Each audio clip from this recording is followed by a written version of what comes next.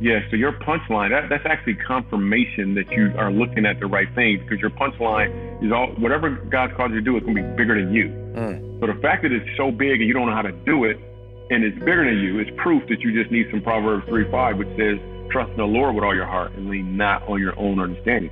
So the best way to break through is to think about the next thing you should do.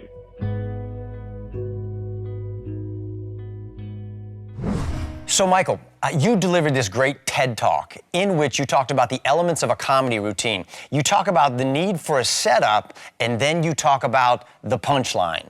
So, tell us more about that. What does that mean?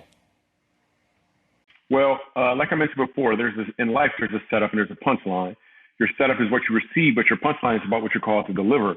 And just like me struggling as a child with my reading and other things, even your setbacks in life are part of your setup, so you can deliver the punchline you're called to deliver.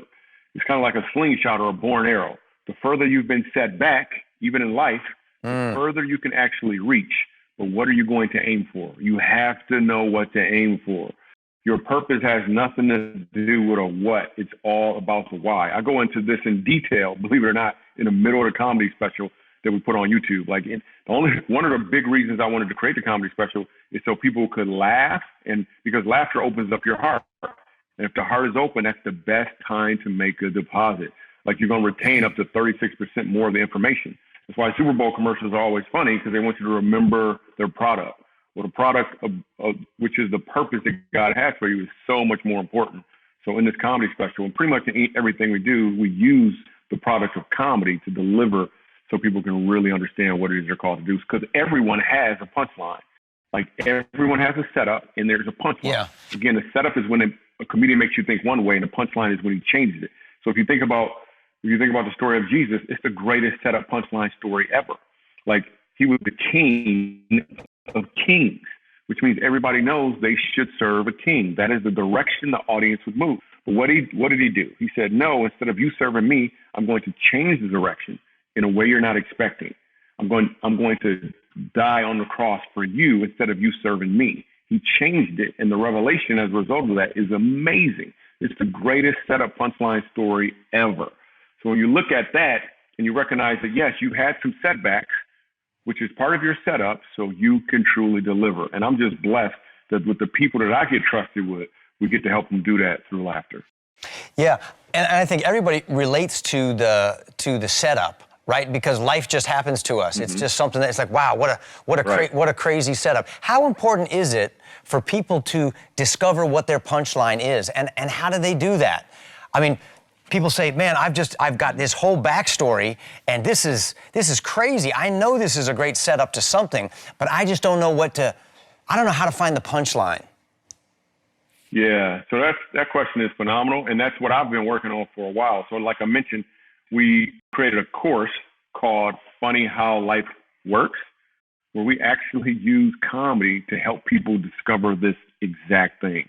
So if people go to funnyhowlifeworks.com, we can walk you through that. But just as a snippet of it, what we basically do, like, Kirk, imagine when you were in the third grade, right? You got beat up. Let's just say you got beat up in the third grade. You got in a fight, and it was a girl. She lit you up. She was in the first grade. She lit you up, right?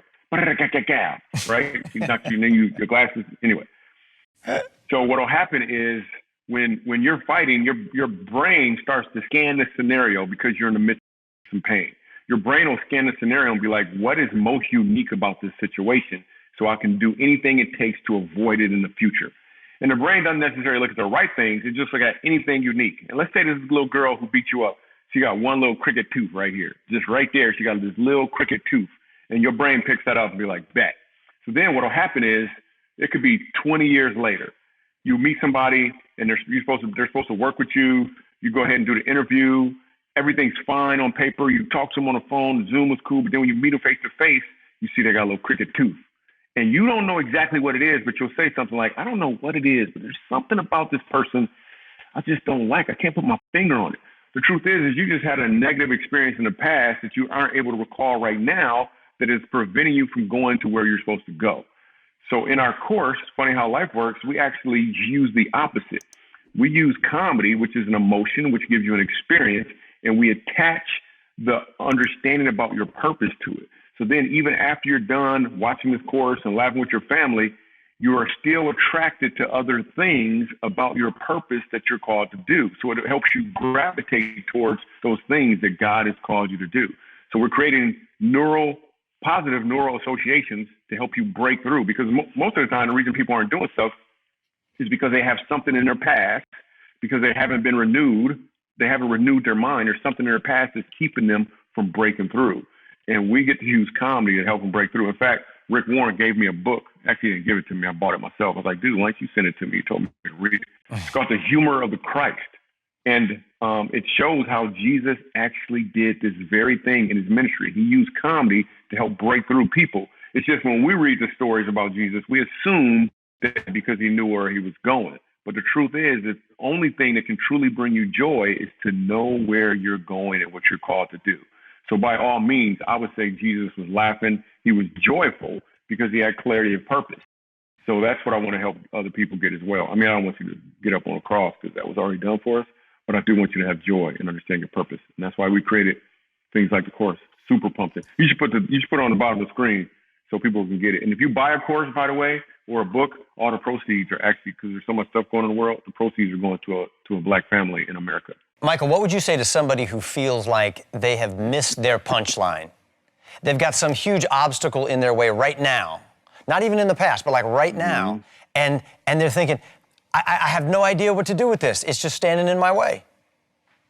How can they break through to the answer? Yeah, so your punchline, that's actually confirmation that you are looking at the right thing, because your punchline is whatever God's called you to do, it's going to be bigger than you. So the fact that it's so big and you don't know how to do it, and it's bigger than you, is proof that you just need some Proverbs 3:5, which says, trust in the Lord with all your heart and lean not on your own understanding. So the best way to break through is to think about the next thing you should do. Most people think about the whole thing that they should do, and it gets it's too large for you. If you can break it down into what is the next step. So instead of saying, I'm going to build this website where we help people and we connect them in prayer and we do all of this stuff. No, search how to build a website. You actually just took one step towards doing the thing, and then just take the next step. Okay, here's one right here.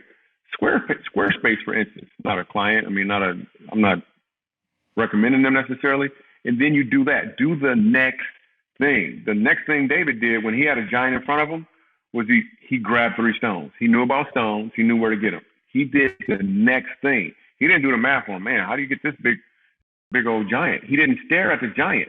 He never stared at the giant. And another note that I would give you is, because you have some things in the past that have held you back before, stop looking in the past. When you drive your car, the rearview mirror is this big. You don't need to use it that much. That's why it's so small. But the windshield is huge. You should be looking out the windshield more than you're looking back. When Paul got bit by a snake and he shook the snake off and everybody thought he was going to die, that dude went to Rome afterwards. He didn't continue to talk about the snake. He never mentioned the snake again. Your past is your past. It's okay to take a glimpse, but there's something for you to move forward to. So just do the next thing. And even make a decision. Say, today I'm going to do 5 next things towards what I'm called to do. And just do those 5 next things. And I know you're not talking about just self-help stuff and how I got to figure my life out. Talk about how important the role of faith and trusting God is in being able to discover the purpose for your life. Yeah, so if you truly want to walk in your purpose, you've got to have faith, because your purpose is significantly bigger than you. It just is. And without faith, there's no way you'll be able to see yourself getting it done. There's not a chance that you could ever get it. You can't see it. There's no way. But if you realize that you have a God who's on your side, who created the universe in 6 days, then it's a little more doable. Now you can see those things. We're the only beings who can actually go visit the future via our imagination. So if you visit the future and imagine what these things is and get a feel for them, and then come back to reality and start executing them, that's faith. That's what you need. I can't imagine you getting anything significant done in line with your purpose without God telling you to do so, because he will open up some doors, and more importantly, close some doors tight that shouldn't be walked through. So faith is significantly important.